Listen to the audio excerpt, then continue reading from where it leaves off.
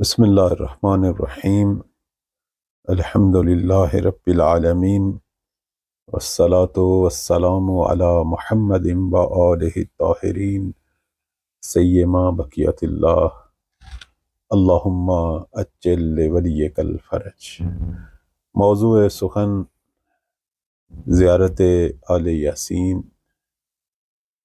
زیارت آل یاسین امام زمان اجل اللہ فرجہ الشریف کی مشہور زیارتوں میں سے ایک زیارت ہے جو سلام علی آل یاسین سے شروع ہوتی ہے۔ یہ وہ زیارت ہے کہ جس میں مولا امام زمان علیہ السلام کے القاب اور ان کی صفات طیبہ پر تقریباً 23 سلام بھیجے گئے۔ یہ زیارت ہمارے اسلامی اور شیعی عقائد پر اشارہ کرتی ہے۔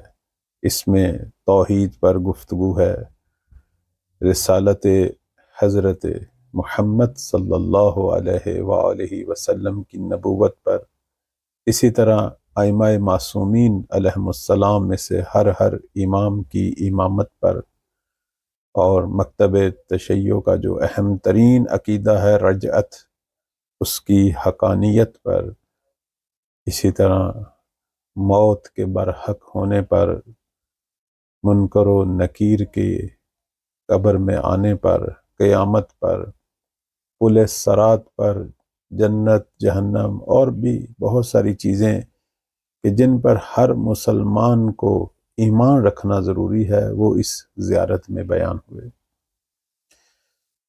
یہ زیارت حقیقت میں امام مہدی علیہ السلام کا تحفہ ہے۔ یہ ان کی طرف سے نقل ہوئی ہے،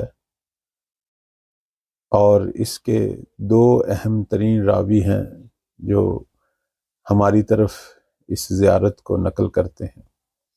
مشہور جو روایت ہے وہ جناب ابو جعفر محمد بن عبداللہ حمیری کمی، ان کی طرف سے نقل ہوئی۔ آپ جو ہیں وہ غیبت صغریٰ کے آخری دور میں زندہ تھے، اور امام زمان علیہ السلام کے ساتھ ان کے بہت سارے خطوط مراسلات جو ہیں وہ نقل ہوئے ہیں۔ البتہ یہ اس دور میں نائب سوم جناب حسین ابن روح نوبختی رحمۃ اللہ علیہ، ان کے وسیلے سے یہ مراسلات جو ہیں وہ آتے اور جاتے تھے۔ ان مراسلات میں، ان خطوط میں ایک ایسا بھی خط تھا جس میں مولا امام زمان اجل اللہ فرج الشریف نے زیارت آل یاسین کو ذکر فرمایا۔ ایک اور سند جو دوسرے نائب جناب محمد بن عثمان عمری رحمۃ اللہ علیہ، ان سے بھی جناب ابن مشہدی نے اپنی کتاب المزار الکبیر میں اسے دعائے ندبہ سے پہلے نقل کیا، اور اسے پھر ہمارے دیگر بزرگ علماء جیسے سید ابن طاؤس رحمۃ اللہ علیہ، انہوں نے بھی اسے نقل کیا۔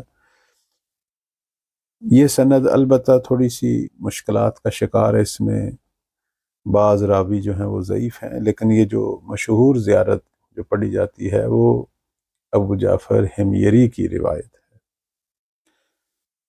اس کے مستند ہونے میں کوئی شک نہیں، اس لیے یہ ہماری معتبر کتابوں میں ہمیشہ نقل ہوئی ہے، اور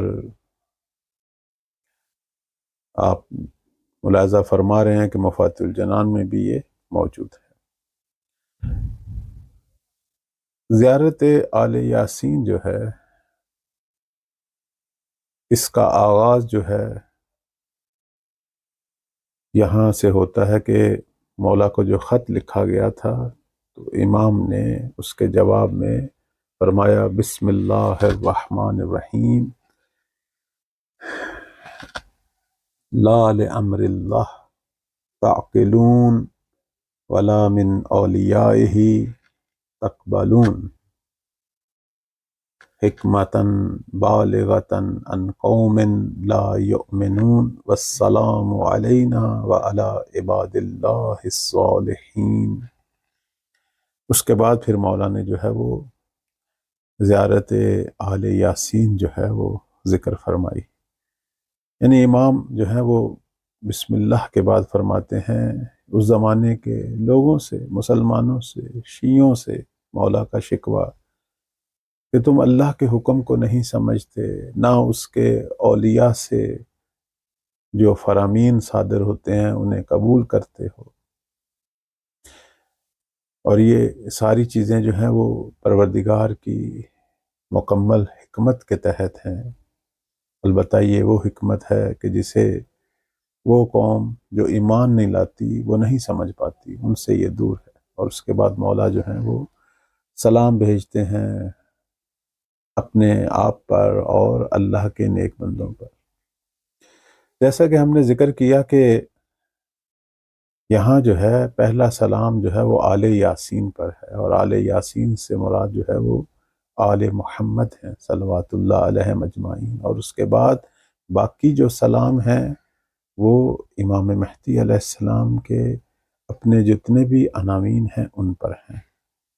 انشاءاللہ ہم بعد والے درس میں بیان کریں گے کہ یہ زیارت جو مشہور ہے ہمارے پاس، جو اسی جناب ہمیری کی طرف سے نقل ہوئی، یہ واقعاً امام زمان علیہ السلام کی کلام ہے یا جناب حسین ابن روح نوبختی کی کلام ہے۔ بعض لوگ جو ہیں وہ یہاں یہ شک کرتے ہیں، وہ کہتے ہیں کہ مولا اپنے لیے خود سلام بھیجنا شاید یہ ان کی اس عظمت اور شان جس میں تواضع بھی ہے اس کے خلاف ہو سکتا ہے یہ عقیدت کا اظہار جناب حسین ابن روح بختی نے کیا ہو، لیکن ہم اسے ثابت کریں گے بعد والے درس میں کہ یہ مولا کی ہی کلام ہے، اور یہ چیزیں جو ہیں یہ تواضع کے خلاف نہیں ہیں، بلکہ یہ ہستیاں معصوم ہیں، اور یہ جو کچھ بھی بیان کرتی ہیں وہ مشیت الہی ہے،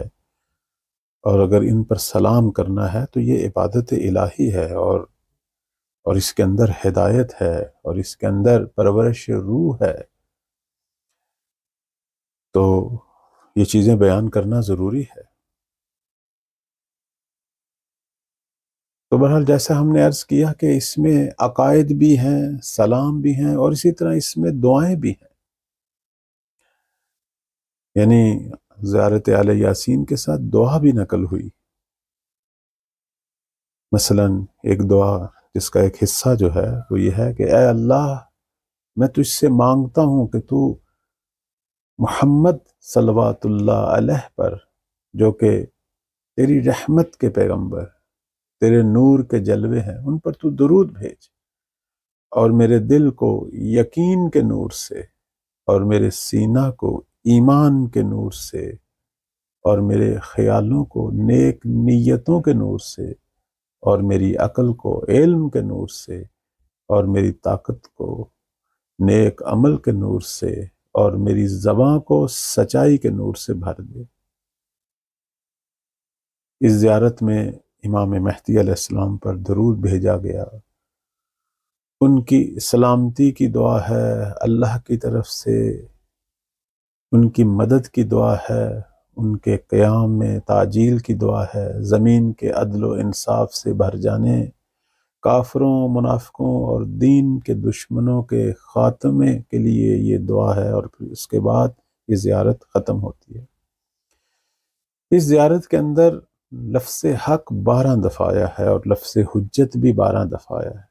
ہمارے علماء جو ہیں وہ یہ فرماتے ہیں کہ امام مہدی علیہ السلام کے بارے میں جتنی بھی زیارتیں نقل ہوئی ہیں، سب سے بہترین زیارت یہی زیارت آل یاسین ہے، جو ایک جامع اور مکمل زیارت ہے۔ اگرچہ ابھی ہم نے زیارت آل یاسین کی تشریح شروع نہیں کی، آج صرف تعارف ہے، آج صرف ایک ابتدائی تمہیدی گفتگو ہے، لیکن اپنے اس درس کو، اپنی اس گفتگو کو متبرک کرنے کے لیے ہم ذکر کریں گے کہ یہ جو اس کے اندر سلام ذکر ہوئے ہیں وہ کس کس چیز پر ذکر ہوئے ہیں، مولا کے کن القاب اور کن صفات طیبہ کے حوالے سے ذکر ہوئے. در واقع مولا کو کن القاب اور صفات سے یاد کیا گیا ہے تو مولا کے ذکر سے اپنی گفتگو کو متبرک کرتے ہیں. اس زیارت کے اندر مہدویت ذکر ہوئی ہے، امام زماں کا ذکر ہوا ہے کہ وہ اللہ کی طرف بلانے والے ہیں اور اس کی آیات سے آگاہ ہیں. امام زماں اللہ کے کلام کی تلاوت کرنے والے ہیں اور اس کے حقیقی مفسر اور قرآن کے حقائق کو واضح کرنے والے ہیں. ہمارے مولا زمیں پر اللہ کی باقی رہنے والی حجت یعنی بقیات اللہ ہیں. مولا وہ ہیں کہ جن کا اللہ نے وعدہ کیا تھا اور جن کی ضمانت دی تھی کہ وہ عدل اور حق کے لیے قیام کریں گے. ہمارے مولا خدا کا بلند ہوا پرچم ہے، بہتا ہوا دریائے علم ہے، اور یہ غوث ہیں یعنی فریاد رس ہیں. مشکلات میں پھنسے ہوئے لوگوں کی فریاد کو پہنچتے ہیں اور خدا کی وسیع رحمت ہیں اور اللہ کا سچا وعدہ ہے. ہمارے مولا جو ہیں یہ وہ پیشوا ہیں جو امین ہیں اور جو ہماری تمناؤں اور آرزوؤں کا مرکز ہے. ان کی اطاعت میں ہی خوشبختی ہے اور ان کی مخالفت میں بدبختی ہے. ان کی رضا جو ہے وہ معیار حق ہے اور ان کی ناراضگی جو ہے وہ معیار باطل ہے. مولا کا ہر امر امر معروف ہے اور ان کی ہر نہی ممانت وہ منکر ہے. اس کے اندر دعائیں ہیں کہ جو دل، عقل، ہمارے فیصلے، ہمارے ارادے، طاقت، زبان، دین، آنکھوں اور کانوں، ان سب کے لیے نورانیت کی درخواست ہے. اس میں امام جو کہ زمین پر اللہ کی حجت ہے، جو کہ اس کے خلیفہ اور جانشین ہیں، جو پوری کائنات میں اللہ کے نمائندے ہیں، خدا کی راہ کی طرف بلانے والے ہیں، عدل الہی کو قائم کرنے والے ہیں، اس کے حکم سے پوری دنیا پہ انقلاب لانے والے ہیں. ان کے لیے دعا ہے. اس امام کے لیے دعا ہے جو مومنوں کے ولی ہیں، اس دور میں سرپرست ہیں، جو کفار کو نابود کریں گے، جو اس دنیا سے تاریکیوں کو دور کریں گے، جو حق کا چراغ جلائیں گے، جو حکمت اور سچائی سے گفتگو کریں گے، جو زمین پر اللہ کا مکمل کلمہ ہے. امام بذات خود منتظر ہیں. امام ہر لحظہ انتظار کر رہے ہیں اور پوری دنیا کے خیر خواہ ولی ہیں، کشتی نجات ہیں، ہدایت کے پرچم ہیں، لوگوں کی آنکھوں کا نور ہیں. خلافت الہی کا لباس اور ردا پہن کر آئیں گے اور لوگوں کے دلوں سے اندھا پن جو ہے اسے دور کریں گے. امام وہ ہیں کہ جو ظالموں کے ظلم سے بھری ہوئی زمین کو عدل و انصاف سے بھر دیں گے. اس میں دعائیں ہیں، درخواستیں ہیں. اس عدل الہی کے ظہور کی دعا ہے جس کا حضرت آدم سے وعدہ ہوا اور زمین سے دشمنان الہی جو کافر ہیں، منافق ہیں، مشرک ہیں، سب کے خاتمے کی دعا ہے. زمین کے عدل سے بھرنے اور پیغمبر کے لائے ہوئے اس آخری الہی دین کے اظہار اور غلبے کی دعا ہے. آل محمد کی آرزوؤں کی تکمیل اور خاندان پیغمبر کی جتنی تمنائیں تھیں وہ مولا کے ذریعے پورا ہونے کی دعا ہے. بس یہ جو زیارت ہے یہ صرف ایک زیارت نہیں ہے کہ ہم اسے ایک عبادت سمجھیں. یہ شیعہ مکتب جو حقیقی اسلام ہے اس کے بنیادی اصولوں کو بھی بیان کرتی ہے. یہ گویا ایک چھوٹا سا کورس ہے پورے دین کا جس میں انسان کی عقل اور فکر اور روح دوبارہ دینی مفاہیم کے ساتھ جو ہے وہ تازہ ہو جاتی ہے. آل یاسین کون ہے؟ ہمارے بزرگ علماء، مفسرین سب جو ہیں وہ آل یاسین سے مراد خاندان پاک محمد صلوات اللہ علیہ یعنی آل محمد مراد لیتے ہیں۔ خود امام صادق علیہ السلام اور امام رضا علیہ السلام سے جو کچھ نقل ہوا ہے وہ یہ ہے کہ یاسین حضرت محمد صلوات اللہ علیہ ہیں اور آل یاسین ہم آل محمد ہیں۔ پروردگار ہم سب کو توفیق دے کہ ہم